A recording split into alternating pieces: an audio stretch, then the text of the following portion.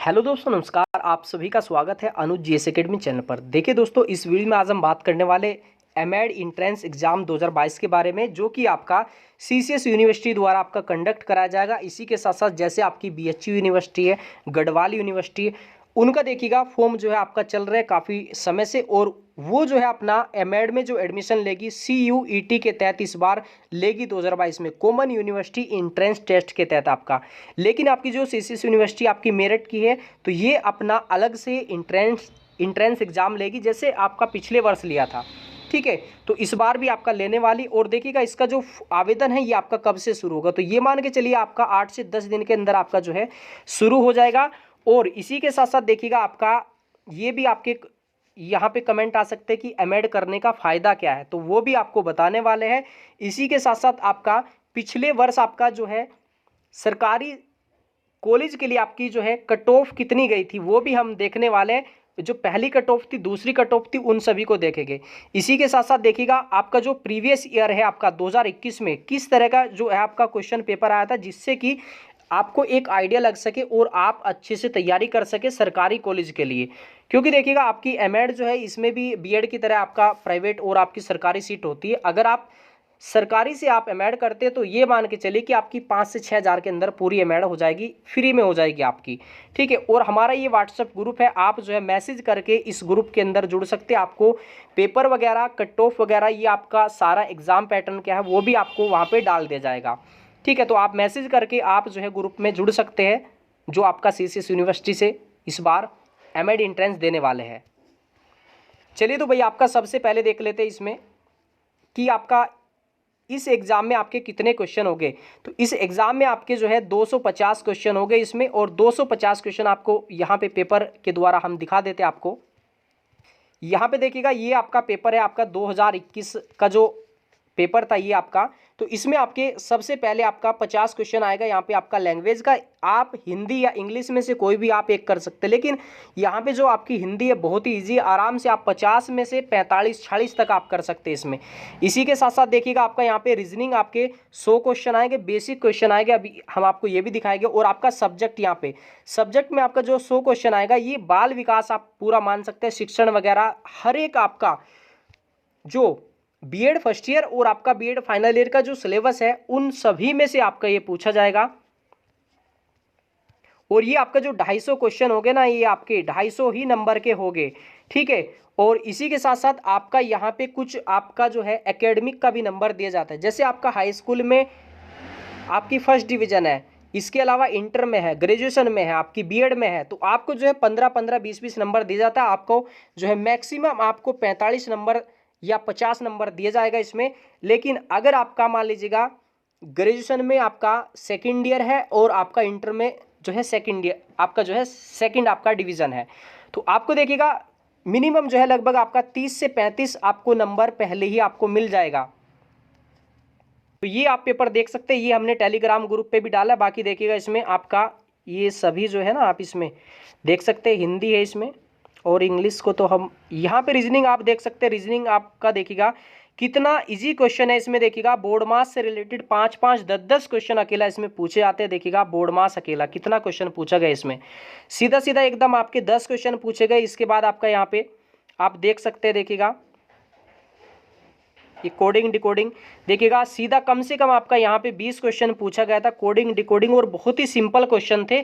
लेकिन होता क्या है इसमें, समय आपका इसमें 3 घंटे का होता है और आपके क्वेश्चन जो होते हैं आपके 250 होते हैं, तो यहाँ पे समय थोड़ा सा कम पड़ जाता है बस, लेकिन क्वेश्चन बहुत ईजी होते हैं। आप देखिएगा यहाँ पे आपका दाएँ कोण है, बाएँ कोण है, इसमें ये आपके क्वेश्चन पूछे जाते हैं ऐसे आपके इसमें रीजनिंग के अंदर। देखिएगा कितना इजी क्वेश्चन है। देखिएगा ग्राफ के माध्यम से 10-10 सेकंड, 15-15 सेकंड में आप इनको निकाल सकते हैं। इसके बाद देखिएगा आपका यहाँ पे ये सब्जेक्ट ऐसे क्वेश्चन आपके पूछे जाएंगे, जैसे मोरिशन है इसमें आपका, इसका क्या क्या इसमें शामिल नहीं है। इसके अलावा यहाँ पे देखिएगा शिक्षा, भारत में शिक्षा प्रदान करना किसका उत्तरदायी है। भाई देखिएगा केंद्र का भी है, राज्य, क्योंकि संवर्ती सूची के अंतर्गत आता है इसमें। ठीक है, आरटी 2009 से क्वेश्चन पूछे जाएंगे, जो कि हमने आपका टेट सीटेट आपका वहाँ पे पढ़ा है, आपका बीएड के अंदर पढ़ा है, केवल वही क्वेश्चन आएंगे आपके इसमें। देखिएगा इसमें आपका थोंडाई की बिल्ली, आपका पावलाव का कुत्ता, स्किनर का कबूतर और कोहलर का जो है चिंपैंजी। ये ही आपके क्वेश्चन पूछे जाएंगे इसमें, ठीक है। जैसे आपका यहाँ पे वुड डिस्पैच आपका, इसके अलावा हंटर कमीशन, सैंडलर आयोग, हर्टॉग समिति, ये सब आपका क्वेश्चन आएगा इसमें। बहुत ईजी क्वेश्चन है, बस आप इस पेपर का जो है पैटर्न अगर आप समझ गए तो ये सोचे कि आपको तैयारी करने की भी जरूरत नहीं है इसमें। अब यहाँ पे ये देख लीजिएगा भाई, आपकी जो कट ऑफ थी देखिएगा, ये कितनी कितनी कट ऑफ गई थी आपकी अलग अलग कैटेगरी के लिए, तो यहाँ पे आप इसमें देख सकते हैं, देखिएगा, ठीक है। तो यहाँ पे आपका जो है सामान्य वर्ग में आपका 188 ये नंबर पे आपकी पहली कट ऑफ गई थी। ये आप जो है कैंपस की भी मान सकते हैं, बाकी आपके कुछ जो गवर्नमेंट कॉलेज है उसकी ये आपकी कट ऑफ है। इसमें सामान्य वर्ग में आपकी महिला की जो कट ऑफ थी 185। इसके अलावा ईडब्ल्यूएस आपका महिला आपका 153, बहुत ही कम कट ऑफ गई थी। इसके अलावा आपका यहाँ पे ओबीसी की जो कट ऑफ है ये आपकी 183 है। और आप सभी को मालूम है कि आपका 250 नंबर तो हो गया अकेला पेपर के, इसके अलावा ये मान के चले कि 35 या 40 नंबर आपको मिल जाता है ये आपका वेटेज का, हाई स्कूल, इंटर, ग्रेजुएशन और आपका बीएड का, ठीक है। इसके अलावा आपका एससी का 176 है, आपका एसटी का 171 मेरिट गई थी आपकी, ठीक है। ये पहली मेरिट थी, बाकी सेकंड जो मेरिट थी वो इससे भी कम गई थी आपकी, ठीक है। वो शायद आपकी जो है 162-63 पे आपकी जाके रुकी थी, ठीक है। तो आपने देख लिया कट ऑफ कितना गया था आपका गवर्नमेंट कॉलेज के लिए, कैंपस के लिए, ठीक है।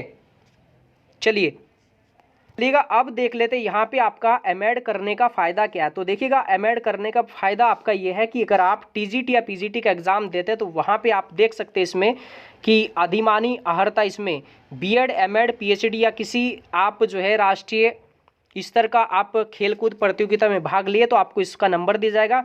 देखिए, अगर आप बीएड करते अकेला तो आपको, जैसे आप पीजीटी का एग्ज़ाम देते तो वहाँ पे आपको 5 अंक मिलेंगे।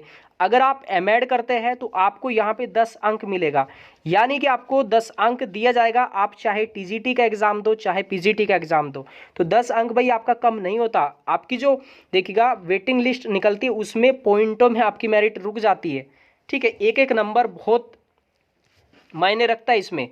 तो ये है कि आपका 10 अंक।